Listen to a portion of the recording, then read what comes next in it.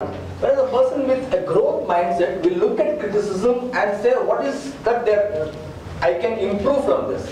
What is it that I can learn from somebody's criticism? No, criticism always hurts if it is attacking you, right? But if you look deep down into the criticism, does this help me to grow in some way, right? Growth mindset always is looking for what can I grow from this.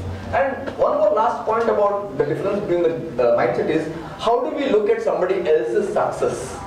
Somebody else is succeeding from, instead of us succeeding, the fixed mindset thinks that others didn't deserve it. I deserved the success, but others got something else. Whereas the growth mindset thinks, if they have succeeded, they have done something right. Let me also check out what is it that I can do to reach that level. So a growth mindset always finds inspiration from other people's success. Whereas a fixed mindset will always feel more depressed from other people's success. This is the difference between the two things. And I wanted to link this up to what we call resilience. Resilience is not giving up when you face failure. When we face failure, some of us give up, fold up. Some of us say, okay, I'm facing resistance, I'm facing an obstacle, how do I overcome this obstacle? One of the key points when it comes to understanding resilience has been that we all learn helplessness. Helplessness is a learned phenomenon. We learn helplessness because we try something 2 times, we fail, and then we think, I don't want to try this again. Because my effort has got no results. That's how we decide that there's no point in trying it again, because I have learned helplessness. Every child learns helplessness. We adults teach them helplessness. Right? We teach them helplessness. We tell that you try it 2 times, you can never succeed about this. Right? I just want to show you 2 videos which will give you an idea of how scientists have experimented with learned helplessness with animals, which also applies to us human beings. What applies to animals also applies to us. So I just want you to take a look at 2 videos. One is on learned helplessness, another is on persistence. Can we learn persistence also from looking at something? These 2 videos are so good. I will leave this with Dr. Rajesh so that the other schools can also take this video with you, because children love to see animals. Right? So I brought the thing exactly suitable for that. You can show it to the children about this. This one? The first one. First one.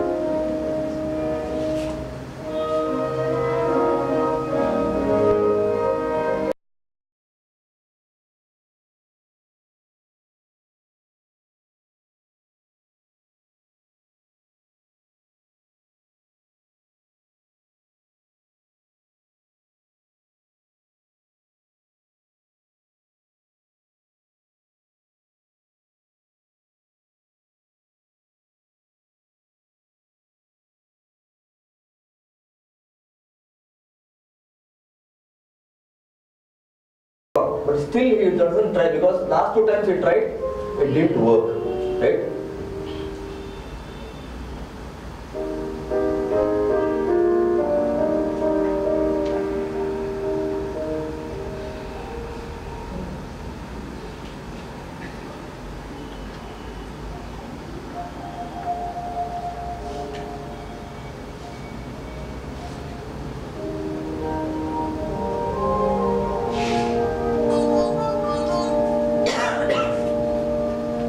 The recovery has again happened for the dog. I'll just explain this video again to you. One more video I just want to show you.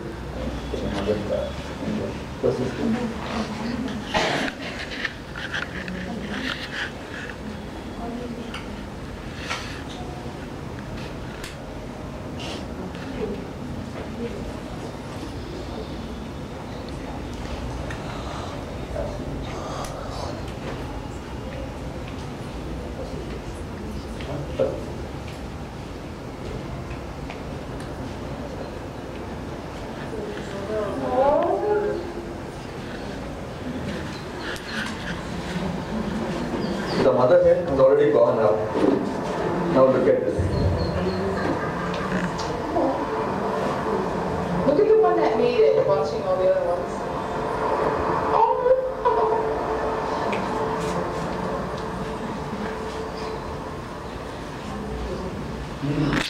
Yo. It's trying so hard. No. out. The mom better come down the stairs.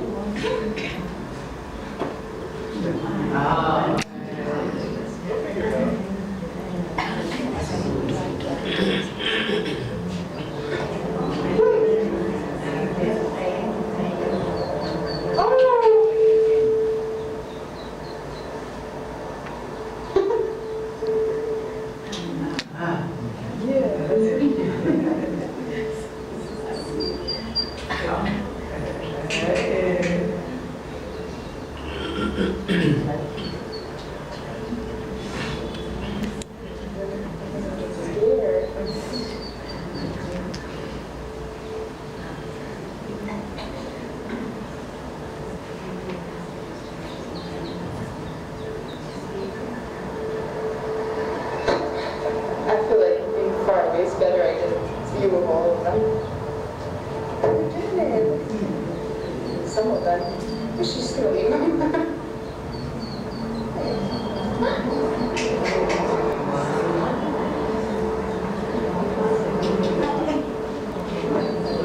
Oh, the last, there we go. Wow. Last one.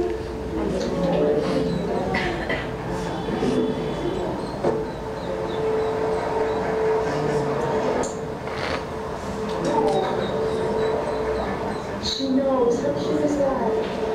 Yes.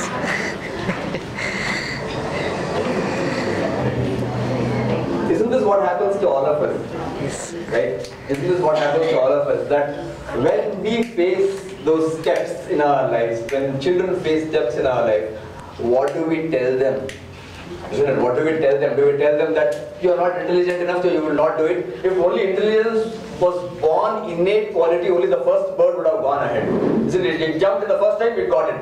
Right? Others have to struggle. Each of us have to struggle. You know, growth mindset is built into every child. When he or she is a child, it never is ashamed to try. You know, if you look at children, they don't mind falling all over things and getting into things, getting things on their face, dirtying themselves, but they want to achieve something. They just go. If there's something, they see something is there on the table, they'll struggle to go there. They're not ashamed of that you'll be laughing at me or somebody is being embarrassed because of me or nothing of the sort. Growth mindset is built into all of us. It is just that as they start growing into a little older, we attempt somewhere put this into their mind that effort is not what we want. If they are intelligent, we praise them. If they're not, we think that this person can't achieve it. Right? So coming to this resilience part of it, where we learned about helplessness. Helplessness, like you saw in the dogs experiment, is a learned phenomenon. We all learn helplessness. Helplessness comes from a way of thinking. I'll just give you what is the way of thinking. But before that, I also want to attach this thing of delayed gratification and instant gratification to our way of life. You know, earlier what happened, we all had to wait for everything in life. You know, everything in life used to come very slowly, whether it was a post, whether it was a telegram, whether it was drawing money. If you had to draw money from the bank, you had to go to the bank to draw the money, you had to fill up the form, withdrawal form. They would not give a checkbook to everybody. You had to fill up the withdrawal form, give it, take a token, and then wait. You know, and then when the cashier calls you, you go there in the queue, and then you wait in the queue in front of the cashier, and then you get the money. It was like if you wanted to withdraw 100 rupees from your bank, half a day's leave had to be applied to get money from the bank. Today it's become instant, isn't it? It's become instant. The moment you want to do something, we adults also have got into this instant gratification. And children have learned that instant gratification from us adults. If we tell our child, no, I don't have money for this, all he's going to tell you, why don't you go to the ATM? No, as if the ATM, there's no bank behind it, there's no work that you have to put in. All you have to go is there, punch in a few buttons, you'll get the money. You know, today everything has become instant for the child. He thinks, if I want to see movies, I just go to the internet and download the movies. If I want to listen to the songs, I go to the internet and download the songs. If we want to order pizza, go to the internet and order the pizza. I'm sure a few years down the line, the child is not going to turn to their father and ask, when was I born? He's going to ask, when did you download me from the internet? He's going to be thinking like that. Everything is downloaded from the internet. Tell him, no, your parents are putting some kind of a hard work to bring you into this world, isn't it? So it's that kind of an instant gratification that happens that I should be getting the results the moment I try something. Right? This has become our culture. The culture is changing in such a way that the moment if I try something, if I don't get the results, either I am a fool or I am a dumb person, or it is not worth trying, give it time. Right? So this is the culture that has come in. I just want to give you one important tool that you can have, that you can teach children in schools. I will give you these videos, you can take these videos. I'll also give you this tool of what is the thinking that goes on when we face failure. Right? Can I do a small exercise with you? Can you think of one failure that you have had in the recent times? Can you just imagine the failure you have in recent times, and what would be your thinking that goes on? Can I just have this? Let us say, I'll give you an example. Suppose all of you went for a driving test. Right? You went to learn driving, you went for a driving test, and you failed in the driving test. Right? Can you tell me what would be your immediate thinking? Can I have a few examples of what would you immediately think? I'm not fit. I am not fit for driving. Right? What else? I can try again. One is I can try again. What is the negative thing that goes on? Anger at what? What would be the thinking process? What would you think the moment you fail? Once you said that I'm not good at useless. driving, I right? cannot do it. I'm not fit to do it. I am not fit for this. I'm I'm not useless. fit for this. I can never be a good driver. Right? I am always like this. I can never do anything properly. Right? It's like this. This is the thinking that comes in. Right? There is, when we look at failure, there are two different ways of mindsets. One is an optimistic way of looking at failure. One is a pessimistic way of looking at failure. In the pessimistic way of looking at failure, when somebody starts looking at failure in a pessimistic way, they will give up.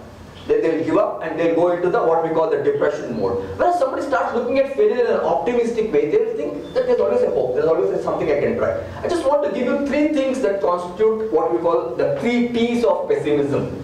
There are 3 P's of pessimism. It comes when we start looking at failure. The first P of pessimism is describing our failure in permanent terms. P for permanent, right? P for permanent. I will look at my failure and I'll say, I can never do something. I can never learn driving. Your child comes back with a report card. You look at the report card, he has failed in maths. Let's say he has failed in maths. You look at the report card and say, you will never pass maths in your life. You will never pass maths. What are you telling the child? That not today, not tomorrow, not next year, for the rest of your life, you will never pass maths. So what goes into the child's mind? I can't do this. I can't do this. So next month he fails in maths, and you say, what, you have failed in maths? You only told me, no, that I will never pass. Right? Who has put the thought that he can never pass maths? I have put that thought. As a teacher or as a parent, I have put the thought into his head, saying that you will never pass.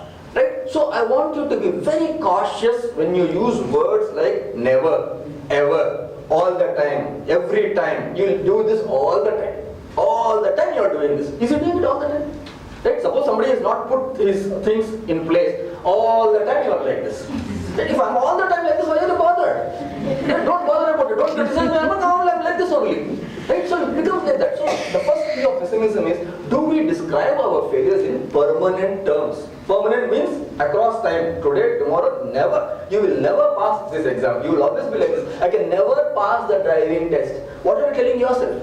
That there's no point in trying. Right? There's no point in trying because I will never pass this. These look like small words.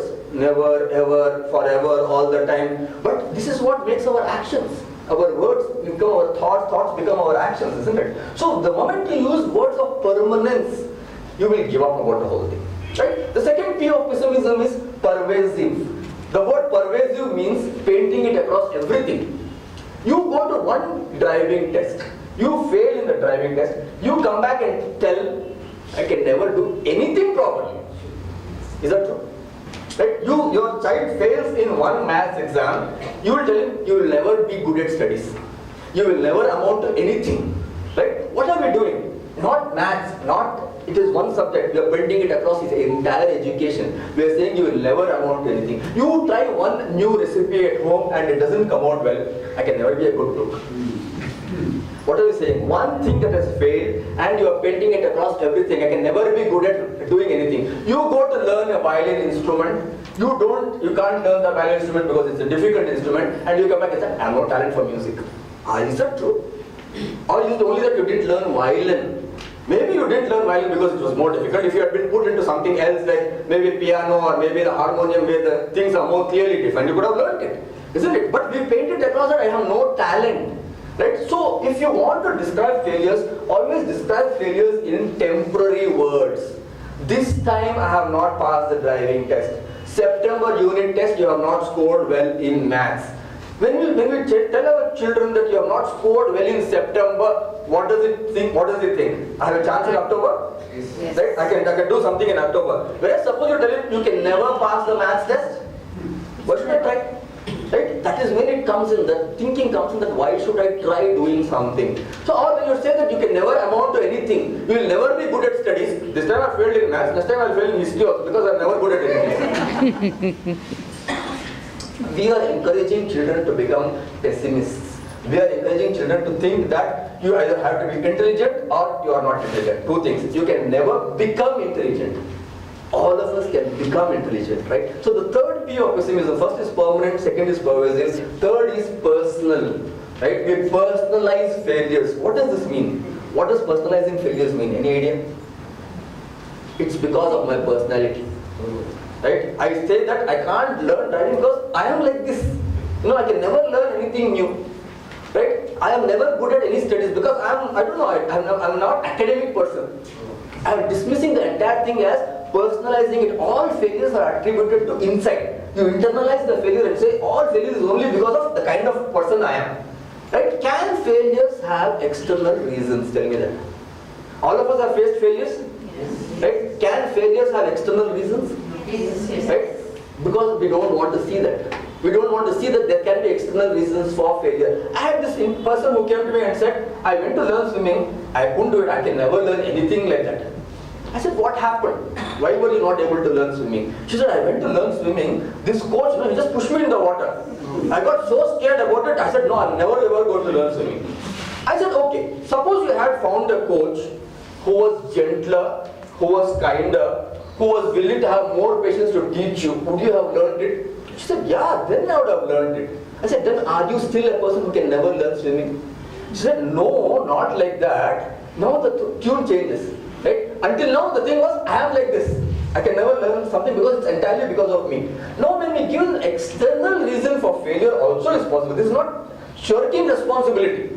This is not about shirking responsibility and blaming for external reason for everything. What I am saying is there's got to be a balance. If somebody has not performed well in a particular thing, could there be also external reasons for failure? When you look at external reasons for failure, you give yourself an option that it is not because of me. I still have hope, I can still do this. Not this time, next time, September test I failed, October test I can do it. But suppose you tell your child that your personality is like this, you are a lazy guy.